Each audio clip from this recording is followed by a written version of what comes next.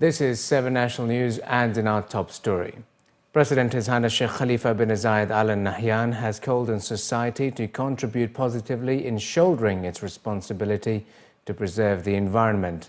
The President, in his speech released on the occasion of the UAE's celebrations of the 18th National Environment Day, which falls on the 4th of February every year, affirmed that National Environment Day, organised by the UAE for the 18th year in a row, is an important occasion when the UAE's government and people renew their national and moral commitment to preserve our environmental resources.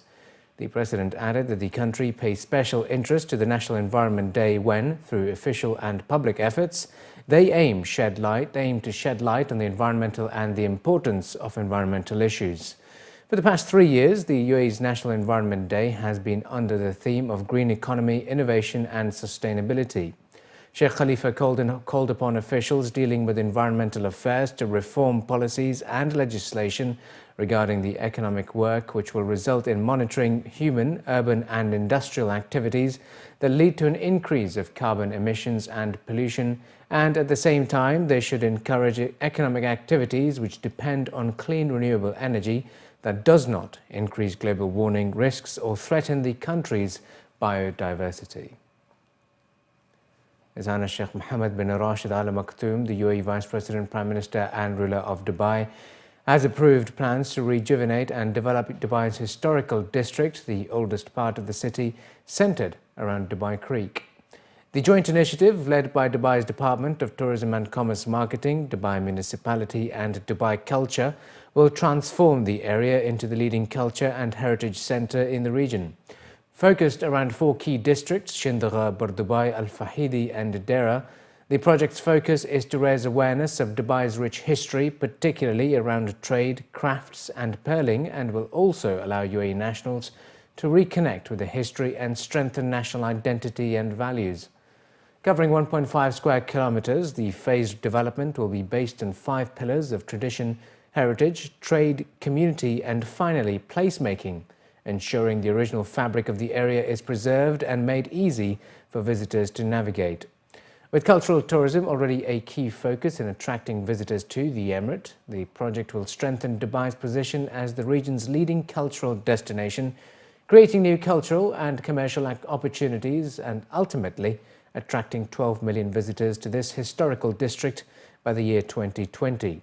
There are more than 60 projects planned as part of the overall redevelopment, and the initiative will see the area transformed over the next 3 years with work on key projects beginning in February 2015, starting with plans for the Bardubai and Dera Souk renovations as well as numerous tours that are being created throughout the historical district to ensure visitors can navigate and explore the rich Emirati heritage.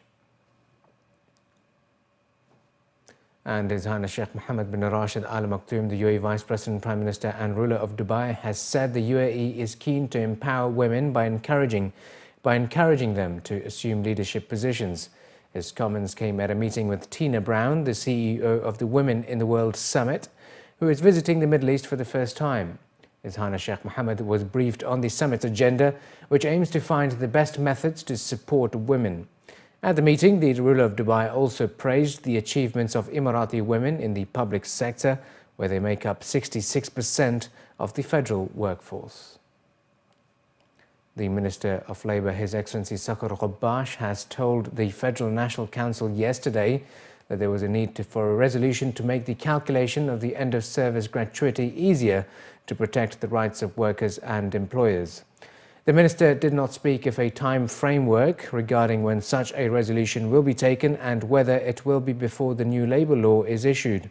The Council has previously asked that the government focus on bridging the gap between benefits of the private and public sectors, as the public sector employment market is nearly saturated and the Emiratization quota system in the private sector has failed to meet targets.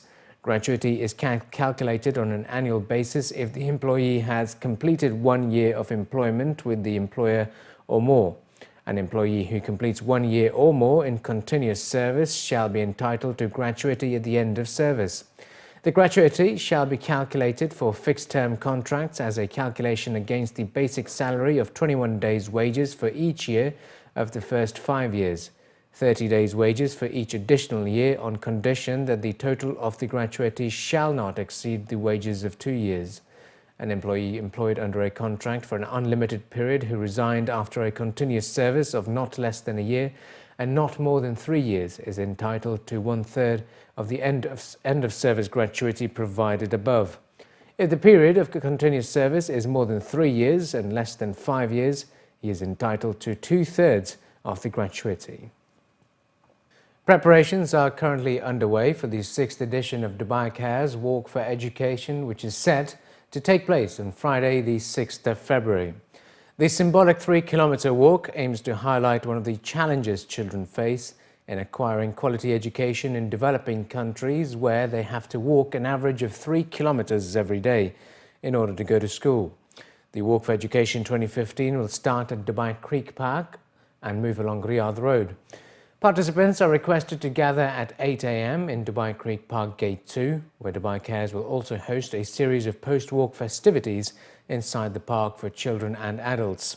The Walk for Education not only provides entertainment but also raises awareness in support of Dubai Cares programs in 35 developing countries around the world, offering participants a window to the organization's work and the tangible impact the community's support is making in promoting education around the world.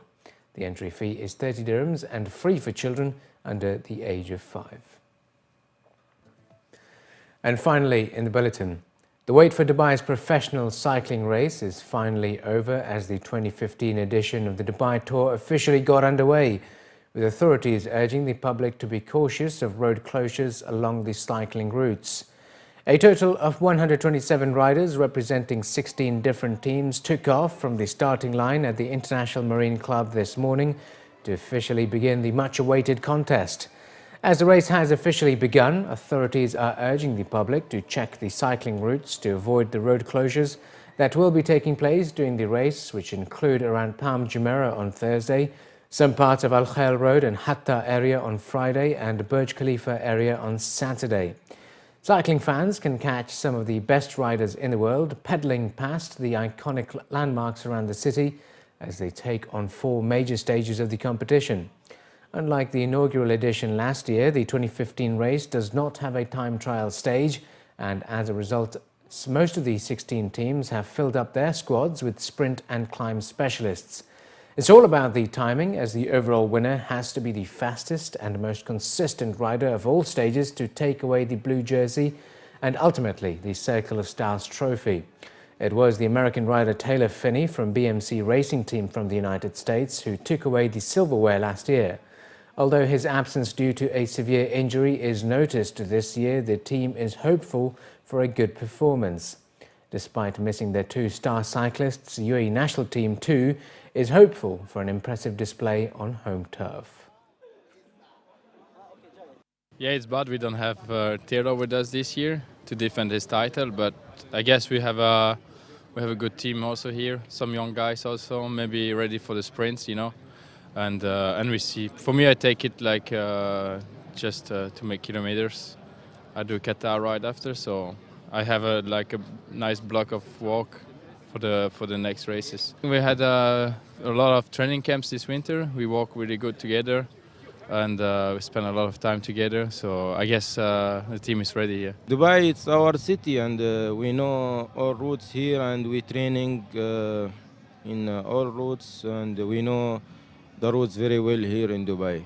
So will be good for us. We prepare good for Dubai tour, but we missed 2 riders. They are in Thailand now for Asian Championship, so they cannot start Dubai tour, and very strong riders in UAE national team. So we will do our best. Another team that cycling fans should be looking out for is Team Novo Nordisk, who are competing in Dubai for the first time, carrying a mission to inspire, educate and empower people with diabetes.